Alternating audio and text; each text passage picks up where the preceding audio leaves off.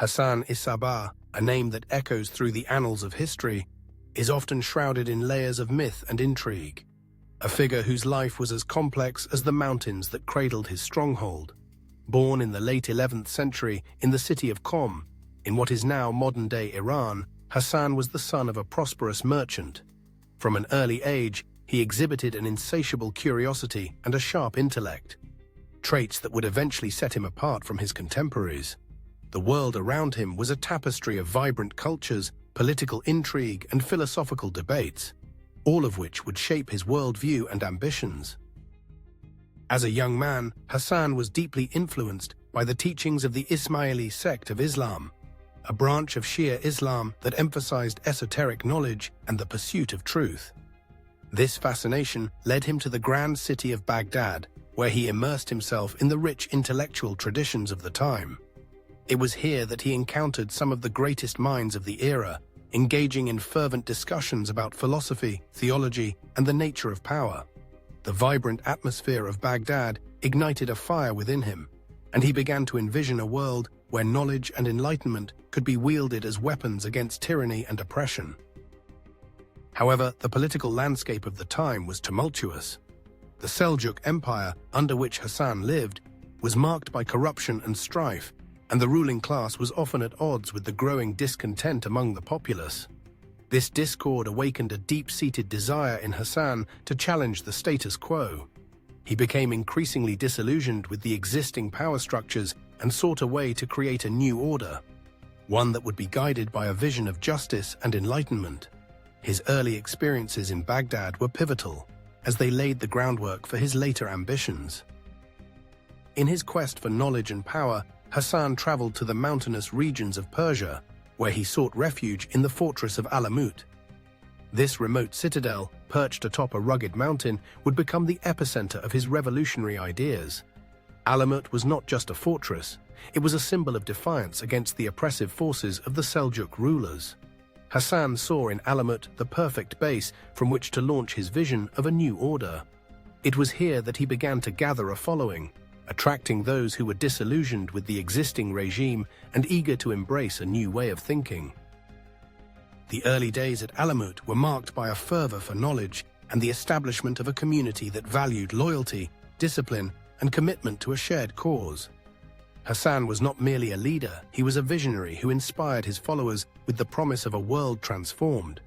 He taught them the importance of secrecy and strategy, emphasizing that true power lay not in brute force, but in the art of persuasion and the cultivation of loyalty.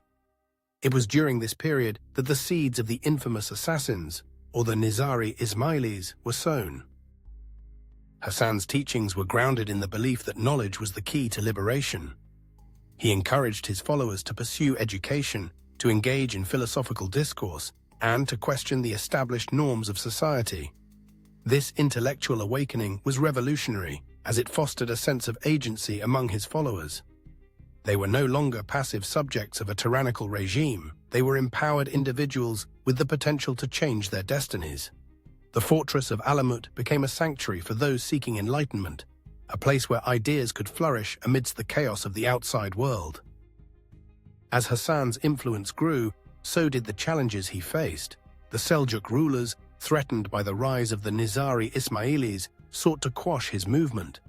They dispatched armies to subdue Alamut, but Hassan was prepared. He understood the importance of strategy and deception, and he used the rugged terrain to his advantage.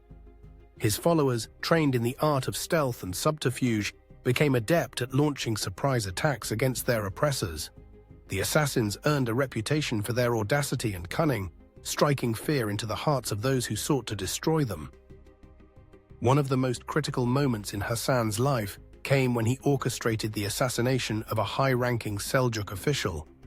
This act was not merely a display of violence. It was a calculated move designed to send a message. Hassan understood that the power of fear could be wielded as effectively as the sword. By eliminating key figures in the Seljuk hierarchy, he disrupted their control and demonstrated that the assassins were a force to be reckoned with. This assassination marked the beginning of a new era for the Nizari Ismailis, as they became known not just for their philosophy, but also for their willingness to take decisive action.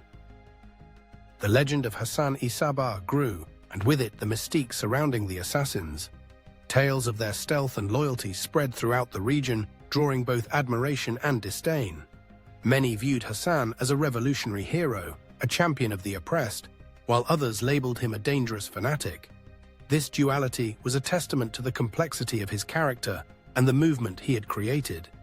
He was a man of ideas, but he was also a man of action, willing to do whatever it took to achieve his vision.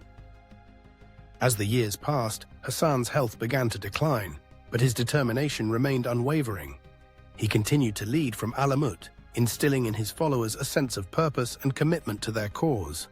He understood that the legacy he would leave behind depended on the strength and unity of his followers. To this end, he emphasized the importance of loyalty and the need for a cohesive strategy to ensure the survival of the Nizari Ismailis. In his final days, Hassan-i-Sabbah reflected on the journey that had brought him to this point. He had transformed from a curious young scholar into a formidable leader, a figure whose name would resonate through history.